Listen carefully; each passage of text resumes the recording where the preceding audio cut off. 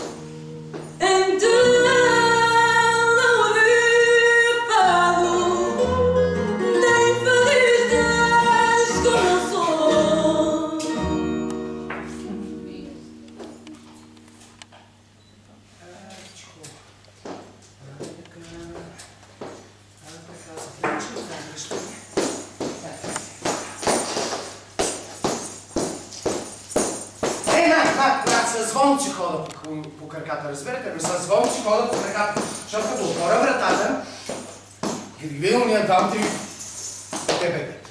Понякога. Ако са добро настроение. Трябваше нещо да свърши тази вечер и нямам абсолютно никакви идеи. Никой от вас не мога да помогне. Днес дружно вие сте, както винаги, моята лична, реална халюцинация. Всяка вечер, когато се прибирам от дома, вие сте тук. И всяка вечер мълчите. Безучастно гледате какво се случва. Никога не сте ми в помощ. Абсолютно никога. От време на време се сещате да ръкопляскате, но това е само понякога. Ако някой поведе породно и всички след него. Тая вечер сега ще ви накарам да се включите в цялата тази история, защото той е красиво. Просто е красиво. Тая вечер ще пляскаме много. Какво ще кажеш по въпроса? Айде да пляскаме. Чай, това е така какафония. Това е така какафония. Така е неприятно е за окото. Сега първо жените. Ще пляскат да не кажат, че ги дискриминират.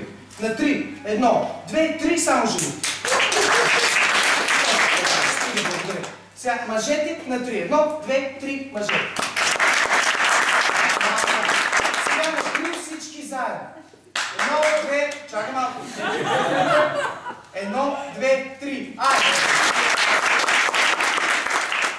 Така, вижте как добре ще се звучи. Щастлив ли си? Виж, това някакъв тъпипне диригента и нали, нещата се получат. Ай, сега ще пляскаме на мексиканска вълна. Значи, аз като заставам, тръгваме от тук, Кристи, извинявай, Душко, нали, тръгваме от тук, ти започваш, като ми минат ръцете през той задължително трябва да пляска и веднага след това да спре. Разбирате ли? Ай, сега на 3. 1, 2, 3. Дай, май! Опа, дай!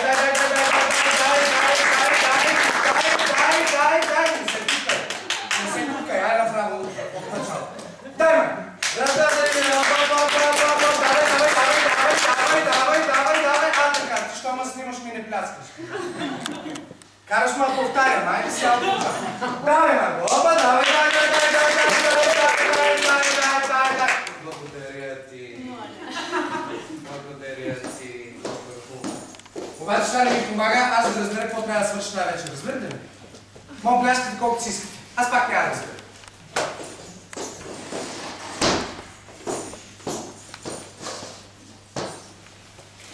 Не знам. Никаква идея. Аз трябваше нещо да свърши. Не се разбрахме, че ще дразним барча.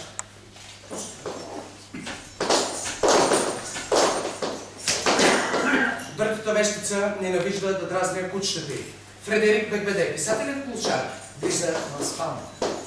Там един буклук върви между буклуците. Стига си до прозореца, отваря го и надува свирката. Кучетата лая 27 минути по часовник, дъртата получава инсулт и умира. Айде!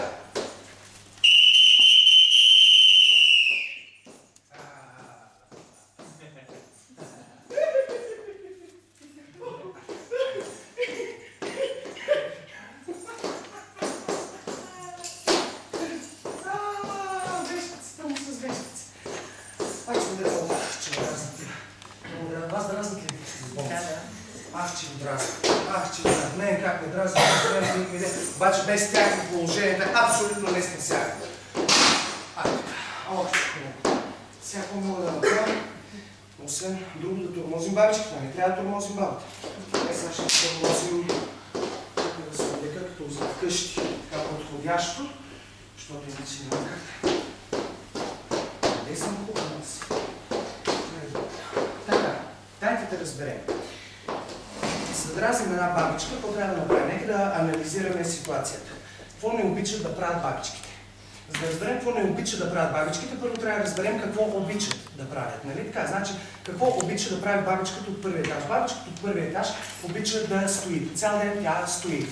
Прозореца стои и кьори. Гледа. Случайно някой някъде да не е без тя да е видяла. Разбира ли? В смисъл от тия бабичките, старите аристократките. Не входят капелата. Тя капелата естествено, тя си бола под операта тая. Обаче, разберете смисъл, не ме разберете погрешно, аз имам изключително уважение към възрастните хора. Обаче тая е изконкурирала, разберете ли? Пак да се участие. Тя е изконкурирала, съвсем сериозно. Съвсем сериозно. Тя забравя да вържа кучето. Аз казвам, пиеш ли Гинко било? Да, пия. Пий бе жена, пий, да, някога забравя.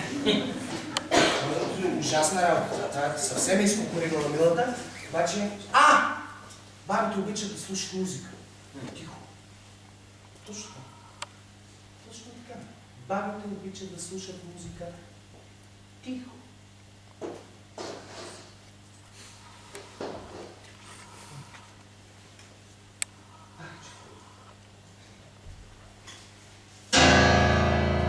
Unchain my heart, baby, let me be. 'Cause you don't care. Well, please set me free.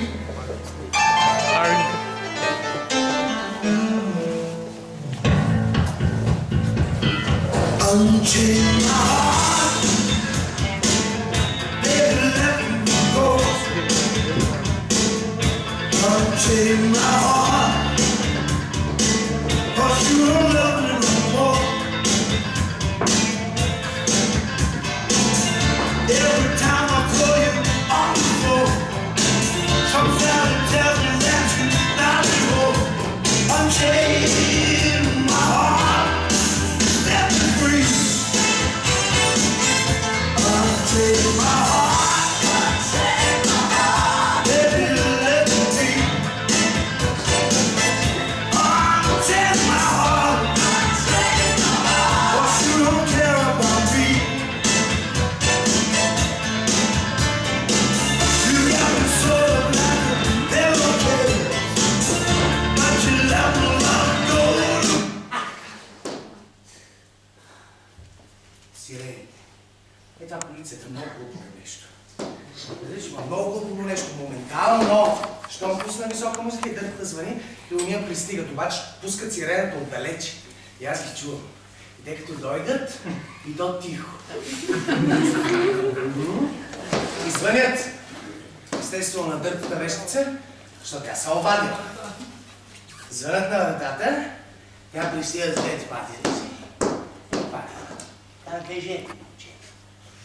Прощавайте, госпожо, обаче вие ли сте се обадила за нарушаване на обществен? Ниче аз се обадих, аз е го на този стъпанар, де живее на последния етаж, не е спрял да дъним, както са прибрал дъним. Аз не мога да си гледам спокойно през прозореца, той е непрекъснато да ми музика. И като го няма, оставям кучета горе да лаят, случайно да не му... че моите двете кучета не му ли стигат. Не му ли стигат. Госпожо, в момента нищо не се чува. Че той е сега спря. Сега спря към ти казва. Вие, госпожо, ако се наложи да се обадите за 320 път, ще се наложи да приберем вас. И що мене, момчета, що мене аз слушам музика тихо, на грамофон. Говната в спалнята слушам Моцарт, Бетовен, Хайден и Берлиоз. Вие представете ли си, че това да се случи в момента 10 етажа под нас, Представете ли си го това? Какво друго можем да направим? Какво друго можем да направим на гадната вещица? Мога да... давай на нея ниски са и прозорците. Мога да и ги облепат целите с вестници, нищо няма да иска. Ма не, тя цигуларка жената ще се усети колкото е с такъв бинокъл. Такова нещо. Вие виждали ли сте лупа 117 диоптера? С канал. Бързано случайно да не падне. Понеже ги носи от 20 години и вече има срезана пукнатина в череп. То е страшно. Просто е страшно. Чакай. Водка. $2.50 от гаража под отсрещния на безпъргач. Нека не ви заблуждава бутилката. Преди мен тук съжаление го ви държи. От тях останало наследство ми и си я ползвам, както виждате, с наздраве. Не си я ползвам със здраве, с наздраве си я ползвам. Така, някой се опитва върлува изградение. Покривници, им викам аз. Защото ми се разхождат по покрив. Чупат ми керамидите. И после тече. Как няма да тече, като се разхождат? Как няма да тече? Карлсон бил. Много луд народ се е навъдил в тая държава, разбирате ли? Разбирате ли? Това си стоя Макдоналдс. Тия хора отидоха си. Ура! Планктон! Това сигурно е мълчи. То ще магле. Изпиваш го, то магле. Гастрит! Язва! Да се пич! Той е гледа стомашни любимци!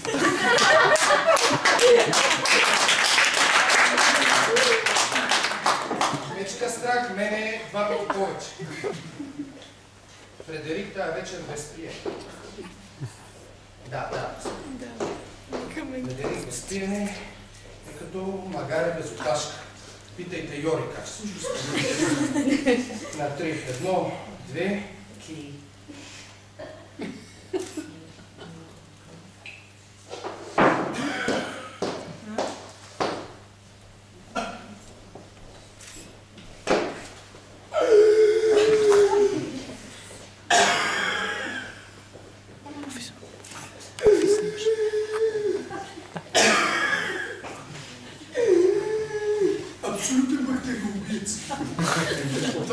свършено и в тялото ти вече няма нито една жива бактерия. Всички са мъртви. И тялото ви се превръща в гробище. Това не са мъртви бактерии.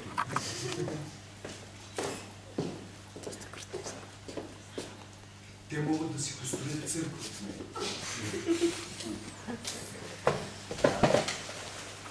Могат да си отделят целия ми черен дроб за гробищен парк. Добре дошли в гробищен парк вечна памет. Бактерии. Една. Вие представете ли си бактерии с малките си пръщчета симпатични? Как използва нервните ми окончания, за да направи кръщи? И ми го бъдва в черни.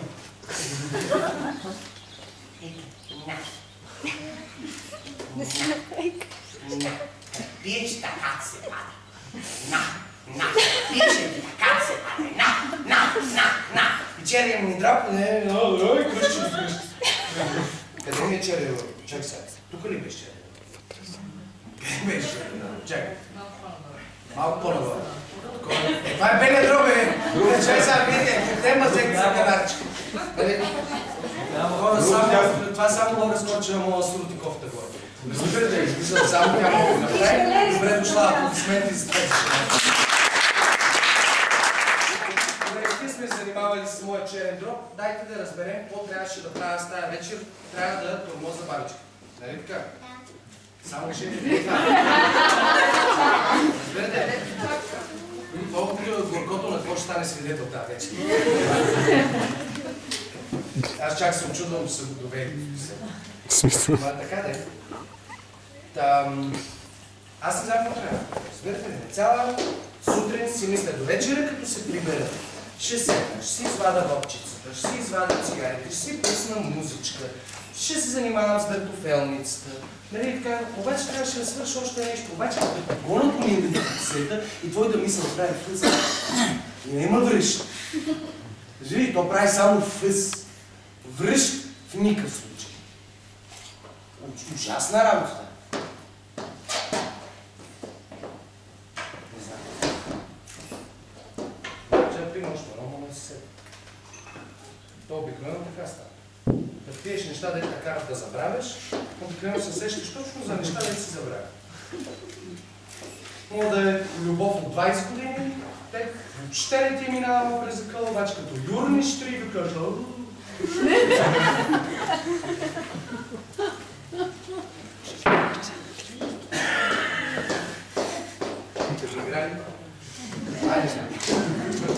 Айде, няма. Въпреки, че що повторението било майка на знание.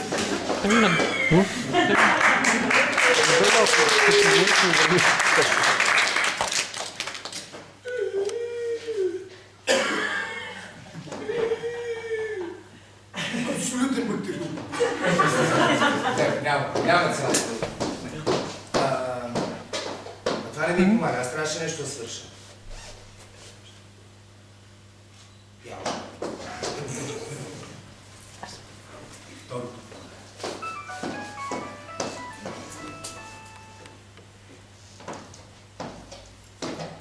Ало, да.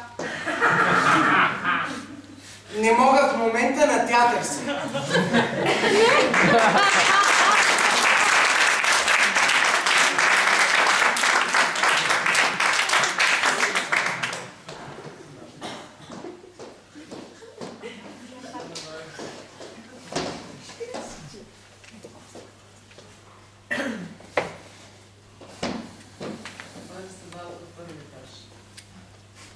Ще ти си.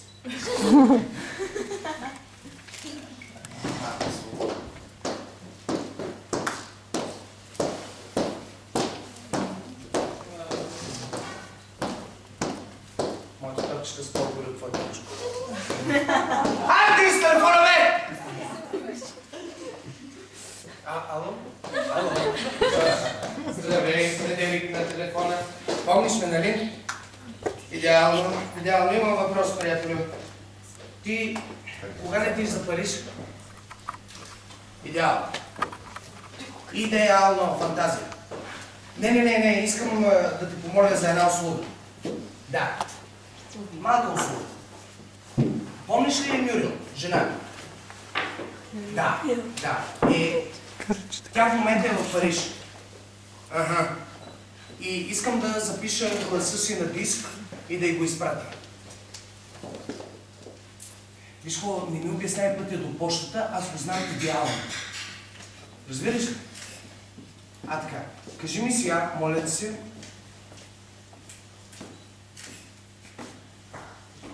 Какво писмо, бе? Ти нищо не знаеш. Жорж, чакай. Последния път, когато Мюрил дойде тук и си тръгна, направи много тежка катастрофа и ослепя. Да, прибра се в Париж. Сега е там, родителите й се грижат за нея. Да. Не мога да използвам почтата.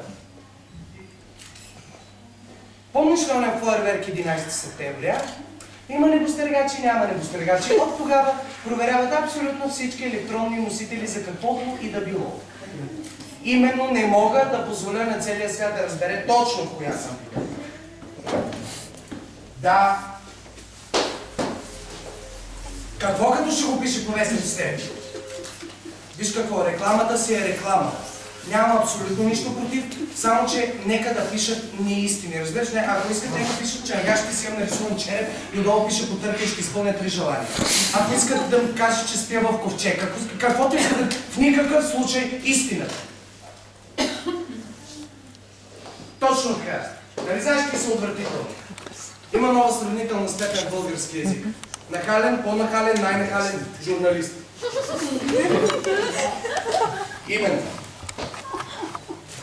Именно. Благодаря ти, Жорж. Благодаря ти. Ти винаги си бил истински приятел. Винаги си бил истински приятел. Да чуваме. Добре, още тая вечер го написвам. Записвам. Да. Благодаря. Братче, 318 пъти го карам долу. И всеки път виждал ми ти виждал помощта. Защото не ще! Кой иска го отида? Почта ще го отида? Точно така, трябва да записваме писмо. Благодаря. Как се започва любовно писмо? Чакайте, че аз мога да съм писател, обаче цялата живот не ми се е случвало. Да пиша любовно писмо. Разбира ли? Така му ли да го записвам? Аз да си записвам гласа, да писам и да го пращам. Мога да започна с здравей, Мюрил. Радвам се, че технологиите са достатъчно напреднали, за да можеш да чуваш гласа. Не, това е центрично. Здравей, Мюрил. Знаеш ли, някога си мисля, че искам да се прибера от къща и отиде да седна на стола, с чаша бира в ръка. Искам да погаля лицето ти, след това шията ти, раменете, спусна ръцете през гърдите ти, кротко и спокойно, през талията, ханша, хълбоците, бедрата. Искам да спусна кръка си, ръката си точно зад коляното ти. Искам да вдигна колата, искам да вдигна коляното, кача кръка ти точно на врата си и... Да, от вратата за краката, не може да. Отваряш вратата, виждаш жената, дигаш краката и... Няма как. Това не става така. Значи това е за средата на писмото. Ако приемем, че тук е средата на писмото, това е началото, а това е края, то това е за средата на писмото. Разбирате ли сега? Айде сега да повторя. Значи началото на писмото, средата на писмото, края на писмото. Това не е за началото на писмото и не е за края на писмото. То е за средата на писмото. Сега разбрахте ли? Не. Началото на писмото. Средата на писмото. Края на писмото. Това не е за край. И не е за началото. То е за средата на писмото. Сега разбрахте ли? Да. Разбрахте ли? Кое къде беше? Да си разбрала душа. Свърши. Специално за Лора Скочева обяснявам още веднъж. Това е журналист. Начало на писмо.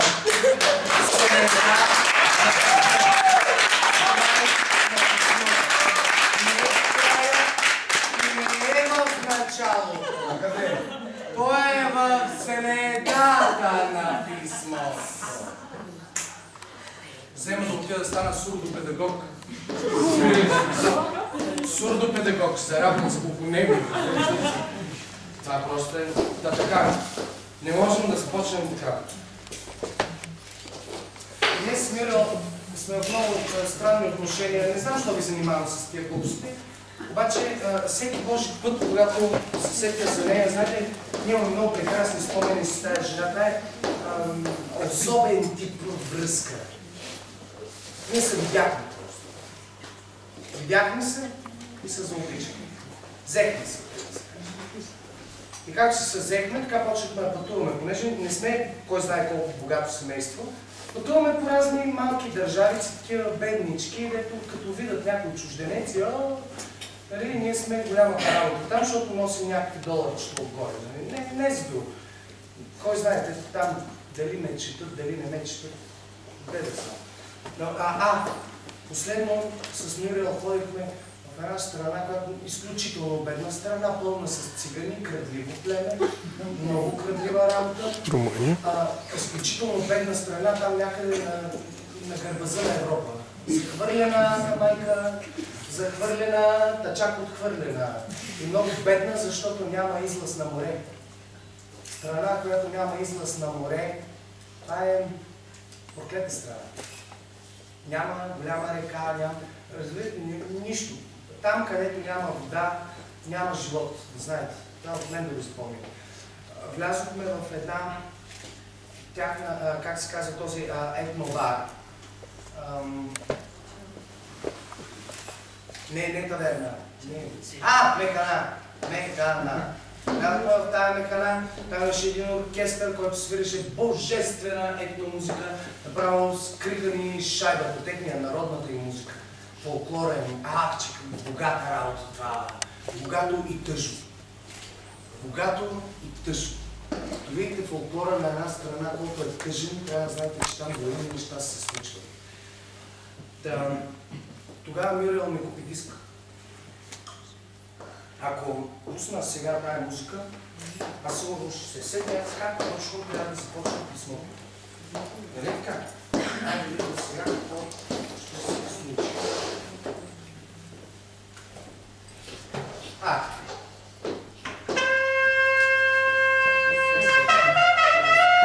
Сърбия.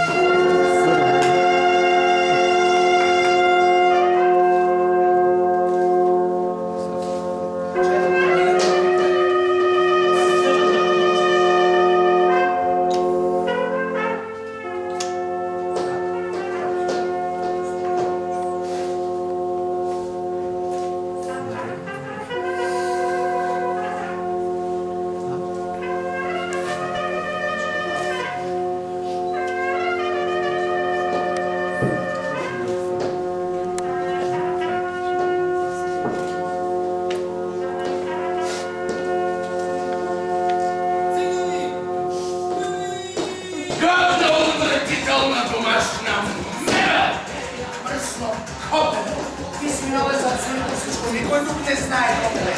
Но ти си виновен за абсолютно всичко. Как си дошъл в тази къща? Ти носиш нещастие, Копеле, разбираш?